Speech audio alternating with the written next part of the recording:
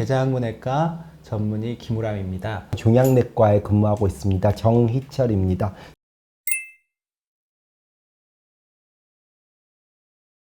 일단 항암 치료는 이제 수술이나 방사선 치료와는 굉장히 다른 특성이 있습니다. 이건 일단은 전신적인 치료라는 거고요.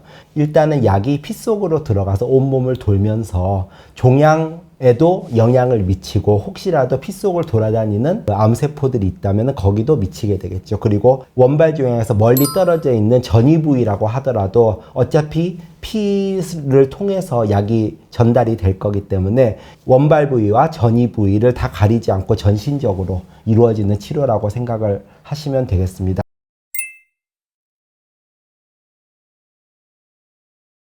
이제 항암 치료를 하는 이유는 크게 말하면 이제 세 가지 정도가 되죠. 첫 번째는 수술을 하고 나서 재발을 방지하기 위해서 하는 항암 치료가 있고, 그리고 두 번째는 수술을 못할 만큼 불행하지만은 많이 병이 퍼져서 우리가 생명을 연장시키거나 삶의 질을 좋게 하기 위해서 하는 고식적인 항암 치료가 있습니다. 또 하나는 수술하기 전에 덩어리를 줄여서 수술을 더 잘하게 만들고 수술 범위를 축소를 하고, 그리고 이미 암이 생겨 있는 단계에서 혹시라도 피 속으로 암세포들이 이미 들어가 있는 경우는 수술 전에 항암 치료를 먼저 함으로 인해서 나중에 재발을 일으킬 수 있는 요소를 좀 더 줄여줄 수 있는 그런 항암 치료를 우리가 수술 전 항암 치료라고 얘기를 합니다. 사실 대장암에서 우리가 수술을 못하는 사기 대장암에서 항암 치료를 하는 고식적 항암 치료는 이미 안 하는 것에 비해서 하는 것이 훨씬 더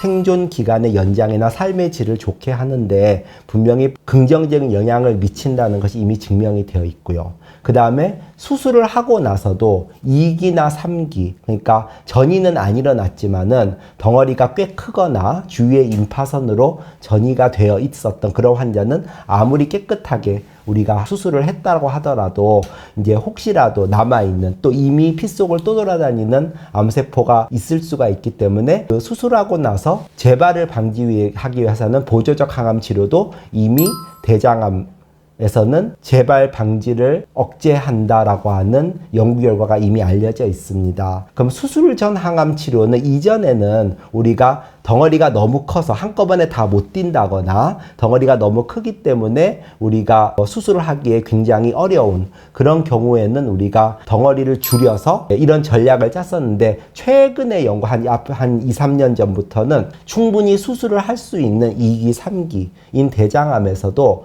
우리가 수술하기 전에 항암 치료를 일정 기간 동안 하고 수술을 하는 것이 그냥 바로 수술을 하는 것보다는 조금 더 재발 방지나 그 다음에 생존기간 연장에 도움이 된다라고 하는 연구 결과가 지금 나오고 있기 때문에 아마 한 2, 3년 내로는 아마 그런 트렌드가 조금 바뀔 수 있는 가능성은 있을 거라고 생각을 합니다.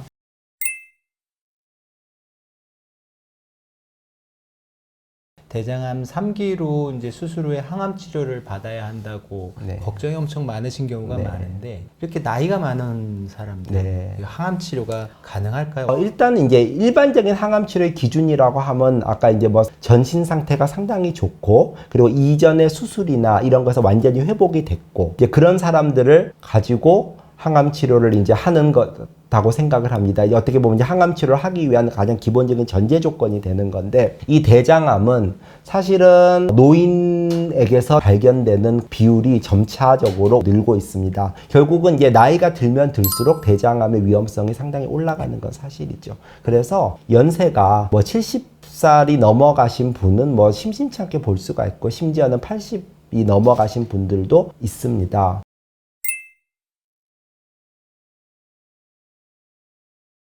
가장 먼저 해결해야 될 조건이 이 노인분의 전신적인 상태가 얼마나 좋으냐라는 걸 가지고 먼저 환자분들을 나누게 됩니다. 굉장히 전신 상태가 좋으신 분, 또 어떤 분은 굉장히 나빠서 예를 들면 혼자서 거의 거동을 못하거나 또 지병이 3-4가지 정도의 지병이 굉장히 있으신 분, 그런 분들이 되겠죠. 그리고 그 중간이 있을 겁니다. 사실은 뭐 일상 활동이 약간 지장은 있겠지만은, 그리고 정상인들보다는 조금 덜 하겠지만 조금 그래도 나름대로 일상적인 생활을 하실 수 있는 분들이 있겠습니다. 그래서 굉장히 상태가 좋으신 분들은 우리가 노인 환자가 아닌 일반적인 항암 치료를 하는 것도 두 곳간에 어떤 기대 여명이나 치료 성적의 차이가 없는 것으로 되어 있습니다.